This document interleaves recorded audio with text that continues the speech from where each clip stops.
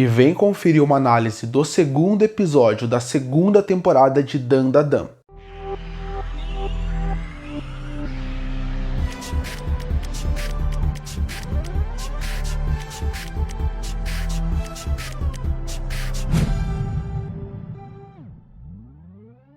Eu lancei na última segunda-feira a análise do primeiro episódio da segunda temporada de Dandadan, mas eu fui ver e percebi que todo episódio lança na quinta-feira. Então eu vou mudar um pouco o meu calendário. Então toda quinta-feira, assim que acabar o episódio e eu assisti-lo, eu vou trazer aqui pro canal a análise dos episódios, e no final da temporada, depois de todos os episódios, eu ainda trago um vídeo à parte fazendo uma crítica com uma nota do que eu achei da temporada. Então bom, vamos falar sobre o segundo episódio. E o episódio começa com um garoto misterioso, magro e com cabelos brancos, que a gente fica com aquela dúvida de quem é aquela pessoa. Logo depois, o episódio começa no exato momento que o primeiro acabou, que seria o Okarun indo para cima do Didi. Eles têm uma pequena sequência de ação, onde o Didi consegue jogar o Okarun para longe, mas em vez do Okarun vir para cima dele, ele começa a reclamar, a parecer que está sendo controlado, que ele não tem controle do seu corpo, onde ele fala frases como que ele gostaria de tirar a própria vida. Então você consegue perceber nesse ponto específico que algo estranho está acontecendo naquela casa. Logo depois disso, ele percebe que o que está afetando as pessoas seria o som. O som que está acontecendo ali, que é diferente, acaba de certa forma afetando todo mundo que está ali, menos o Didi. Então a casa tem uma ligação forte com aquelas pessoas que influenciam eles a querer fazer alguma coisa, e eles também entendem que o som é o principal motivo daquilo. E estar dentro da casa ajuda muito a influenciar tudo aquela coisa estranha que está acontecendo, tanto com o Okarun como com a Momo, que está do lado e também pede algumas vezes para poder acabar com tudo que está acontecendo ali, reclamando muito de dor e sem controle do seu corpo. Logo depois, quando o Didi vai tentar ajudar os dois, ele acaba tendo visões dos dois tentando se enforcar dentro daquela casa. Parece uma visão de algo estranho, ele parece que perde um pouco o sentido, mas com pouco tempo ele volta em si.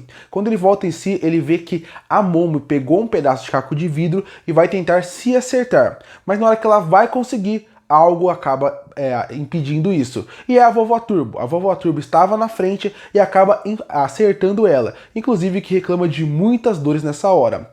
O Didi acaba amarrando o Okarun para ele não conseguir fazer mais nada de errado, e ele acaba fazendo com que a Momo não tente fazer mais nada e salvando a Vovó Turbo, que estava sentindo muita dor.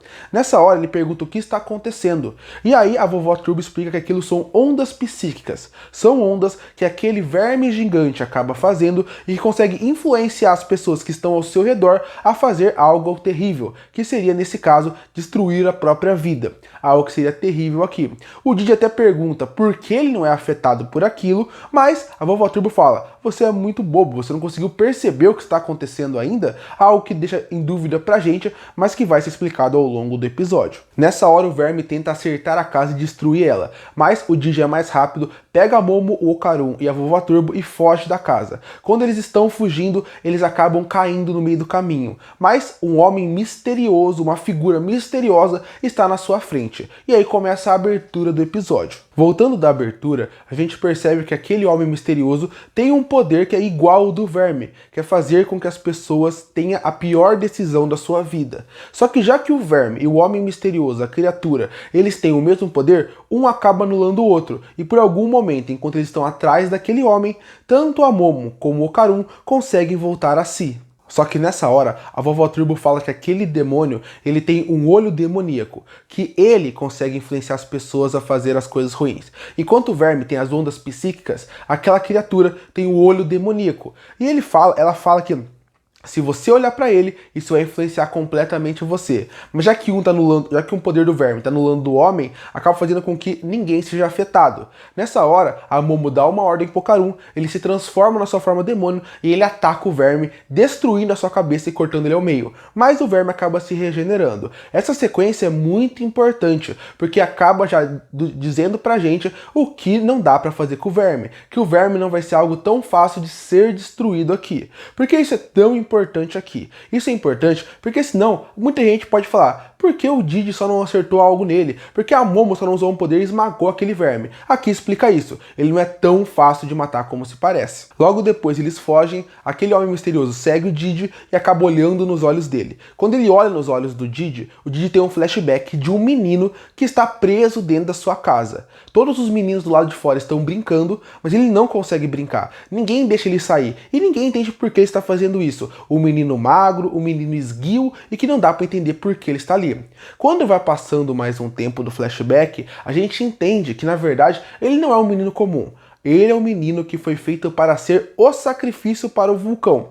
E pelo que dá para entender nessa sequência, ele foi o primeiro sacrifício do vulcão. Aparece a família Quito mais uma vez, onde eles acabam falando algumas frases, e essas frases indicam que ele realmente vai ser o sacrifício. Nesse ponto, a gente vê que o vulcão já está em erupção. Então o menino ele é queimado ao fogo daquele vulcão, e queimando ele faz o sacrifício. Vale lembrar, o sacrifício é exatamente para fazer com que o vulcão nunca mais entre em erupção e aquela terra seja fértil para as próximas gerações. O menino parece morto, e até algumas pessoas mencionam, será que ele está vivo? Parece que ele está se mexendo.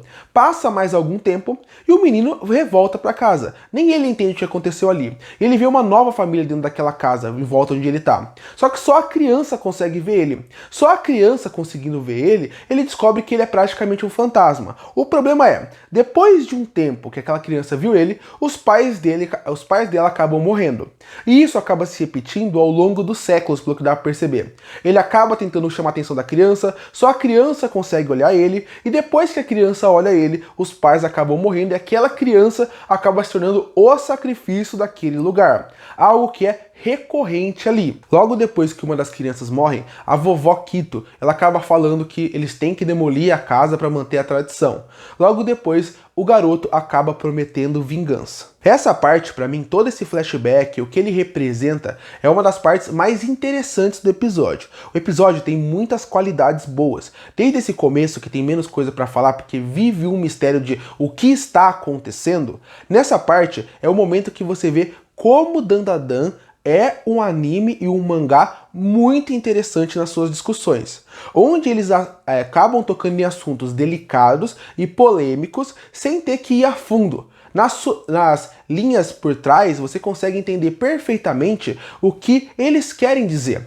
Aqui nessa parte, por exemplo, eles discutem muito um conceito de religião. Porque se voltar lá atrás da nossa própria história, existiam culturas que sacrificavam pessoas para poder realmente dar como um bom agrado para uma criatura que eles acreditavam que era mística. Existiam, mais antigamente, pessoas que acreditavam no Deus que vinha através dos céus, que fazia a chuva acontecer, da seca, do sol. Então, isso lembra um pouco o que acontecia antigamente. Você sacrificar uma pessoa acreditando em algo que talvez exista ou não para o seu bom proveito.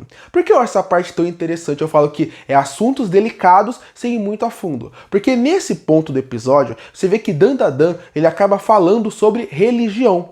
Falando muito sobre como as pessoas acabam se cegando por religião. Acabam mostrando como as pessoas às vezes fazem sacrifícios e escolhas completamente duvidosas simplesmente por um Deus maior, que talvez exista e talvez não, acabe salvando eles. Eu gosto muito dessa crítica de religião. Desde a época, por exemplo, da Peste Negra, existiam pessoas que vendiam algumas coisas para os cidadãos para poder conseguir lucro através daquilo. Usavam a religiosidade daquele lugar num momento de crise do mundo para poder realmente ganhar coisas em cima daquilo. Aqui eu consigo fazer uma metáfora muito parecida. Da família Kido, que tira tudo que pode daquela cidade, todo o lucro da cidade vai para eles, eles comandam a cidade, mas eles começaram como isso? Eles começaram através de sangue de pessoas que eles mataram, através de sangue de pessoas que talvez nem precisassem morrer. Porque apesar da vovó Kido que tá lá, ser alguém que está desde o começo todo esse procedimento de matar pessoas por sacrifício,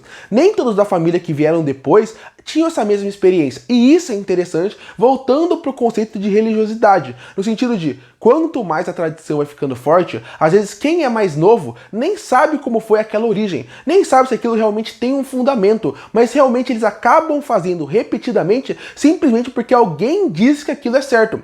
Todo esse conceito de religiosidade que é colocado aqui em Dandadan nesse ponto do episódio é muito interessante, porque eles criticam muito um conceito que a religião faz muito e que eu acho interessante, porque realmente você não precisa ser expositivo para mostrar isso. São nos detalhes, são nas falas, são nos jeitos que eles trabalham. Então eu gosto muito desse começo, dessa parte do episódio. O resto do episódio também é sensacional, o antes disso, porque ele também consegue acertar muito na animação, mas e na trilha sonora, nos personagens, mas essa parte chamou mais minha atenção. E eu queria destacar uma coisa que eu já falei no primeiro episódio e vale destacar aqui, que é a direção do episódio nessas partes. Por quê? Quando eu assisti o Evil Eye nos cinemas, teve uma entrevista do diretor. E o diretor falou abertamente como nessa segunda temporada, nessa parte, ele se inspirou muito em filmes de terror para poder fazer essa temporada. Tanto na trilha sonora como na direção.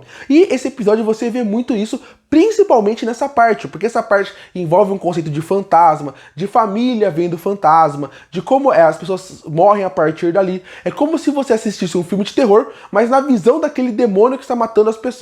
E isso eu acho interessante, porque a forma como a trilha some e depois ela volta quando ela precisa, como ela tem um ar mais de terror, como a câmera é usada, principalmente para mostrar o fogo, numa animação fantástica do fogo, quando o menino morre e o fogo consome ele, lembrando até algumas capas de mangás famosos, e quando você passa a partir daí, você vê bastante a ideia da escuridão naquela parte, me agrada muito. Até o conceito de luz dos dois personagens, o Homem Misterioso tem muito roxo, o Verme tem muito amarelo, laranja, então a partir daí, toda essa brincadeira com cor e brincadeira também com os filmes de terror agrega muito nesse episódio e nesse arco, que faz com que ele não seja só um arco de ação, só mais um arco de shonen. Não, ele consegue trazer elementos diferentes para discutir assuntos diferentes numa temática batida que o shonen faz, que é a briga. Então esse ponto eu gostei bastante até aqui do episódio. E agora a gente vai continuar a partir daqui. Logo depois disso mostra o menino falando que ele vai ter a sua vingança e o Didi acaba saindo daquele transe que ele tá. Saindo disso, a Momo tá gritando pra ele: Didi, a gente precisa ir mais rápido, e ela usa o seu poder para poder tirar aquele homem misterioso de cima dele.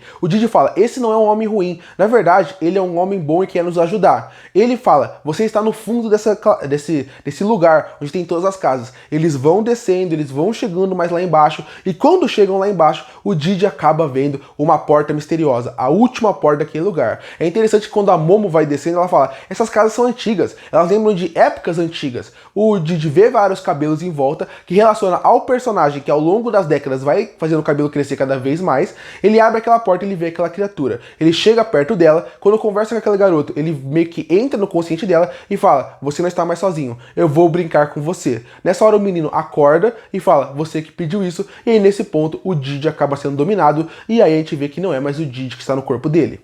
Nesse ponto, o Didi volta e fica naquele questionamento: ele é amigo ou ele é inimigo? Nesse ponto, ele parece ser um inimigo. Ele tenta destruir a Momo de qualquer jeito, usando golpes muito fortes que jogam ela contra a parede, fazem ela quase cair. Ela usa o poder para segurar alguns poderes dele. O Didi, que agora é o menino, acaba acertando o Verme e falando que ele vai destruir todo mundo que está à sua volta. Tem mais alguma sequência de ação, tem mais algumas falas, mas mostrando qual que é a personalidade daquele garoto agora no corpo do Didi, e ele fala: eu sempre procurei esse corpo pra isso. Aí a Momo conversa com a Vovó Turbo, e a Vovó Turbo fala: o motivo do Didi ser escolhido é porque o poder dele psíquico é muito mais forte que os outros, no sentido de ele tem uma apuração maior, ele é mais fácil de conseguir ser consumido, sendo que ele tem um físico muito mais forte. Quando parece que o Didi vai destruir a Momo, depois dele praticamente destruir o Verme, e ele vai usar uma bola super forte, o Okarun chega no último minuto, ele acaba chutando meio que uma bola espiritual ao mesmo tempo, e o episódio se encerra e deixa claro que agora vai ser Okarun versus Didi, os dois no modo demônio deles. E uma coisa que eu deixei pra falar só quando acabasse o episódio,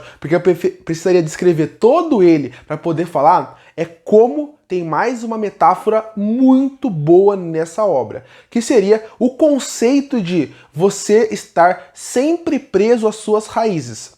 Porque quando você pensa no garoto, ele nunca conseguiu sair daquela casa. Porque ele sempre ficou preso naquela casa, eles prenderam ele num poste, depois ele foi meio que sacrificado. A partir daí, aquele poste virou o ponto inicial para todo o sacrifício. Então as casas são construídas em volta daquele lugar. Cada vez mais elas são construídas, sempre alguém é sacrificado, ela morre, a casa vai sendo destruída e reconstruída. E esse é o conceito daquele lugar, e esse é interessante, porque você vê como eles conversam muito sobre a ideia da liberdade e como esse garoto nunca vai ter a liberdade que ele sempre sonhou. Porque quando ele achou que ele ia estar livre, quando ele achou que ele ia ser um fantasma, ele estava preso naquela casa. Quando ele era criança, ele estava preso na casa com uma gaiola. Quando ele acaba tendo os sacrifícios, ele vira um fantasma que eternamente vai estar preso naquela casa. E quando finalmente ele parece que vai sair, parece que ele vai ter um corpo novo para sair, ele ainda está preso, porque ele não é ele mesmo, ele está preso dentro do corpo do Didi. Mesmo com mais movimentação, mesmo com agora tentando fazer coisas novas, ele acaba estando sempre preso. E eu acho essa metáfora sempre interessante, porque desde o seu primeiro dia até quando ele virou fantasma, ele sempre ficou preso numa gaiola, nunca conseguindo ter o que ele sempre quis, que era o mínimo de liberdade, o mínimo de humanidade. E agora que ele consegue ter uma liberdade, é dentro do corpo de uma pessoa. Ou seja, ele não é ele mesmo. Ele vira praticamente algo dentro de alguém. Ou seja, ele ainda está preso em alguém. É uma metáfora muito interessante, que é colocada durante todo o episódio, e até na liberdade ele acaba continuando preso. Eu gostei muito dessa ideia. Outra coisa que eu gostei bastante é o Didi. Porque o Didi, ele tem uma certa liberdade que o garoto sempre teve. Mas quando você vê esse episódio, você percebe que ele também não tem uma liberdade. Porque por causa do sacrifício dos pais, ele sempre ficou preso ali. Ele sempre ficou preso naquela cidade, naquela casa, e ele não consegue sair. De certa forma, é uma metáfora até para o próprio Didi, que nunca conseguiu, de certa forma, ser todo o potencial que ele sempre quis ser. Ele sempre ficou preso a alguma coisa, ao passado, aos pais ou à própria casa, que faz com que ele tenha uma ligação forte com o garoto. Porque você percebe que ele, o Didi, ele não conseguiu também ter toda a liberdade possível. Eu acho até poético esses dois, esse demônio e esse humano, se encontrarem nesse ponto. Sem ser isso, o episódio é sensacional. Você tem uma ótima metáfora religiosa, você tem ótima metáfora com o novo demônio, o Didi é um personagem incrível que foi apresentado mais na segunda temporada, sem contar ótima animação, que tem uma excelente sequência de ação, muito fluida, muito bem feita. Gosto muito das cores, eu gosto muito como a trilha sonora conversa muito desde a ação ao terror, e a direção funciona muito bem nisso. Ele consegue conduzir bem sequências de terror e sequências de ação. Gosto da trilha sonora, é um episódio sensacional. Para mim, os dois primeiros episódios dessa segunda temporada de Dandadan são excelentes. Curte ou fortalecer o canal, se inscreve para não perder os próximos vídeos. E aí, o que achou do segundo episódio de Dandadan? Gostou ou não? Comenta aqui embaixo. Eu volto no próximo vídeo.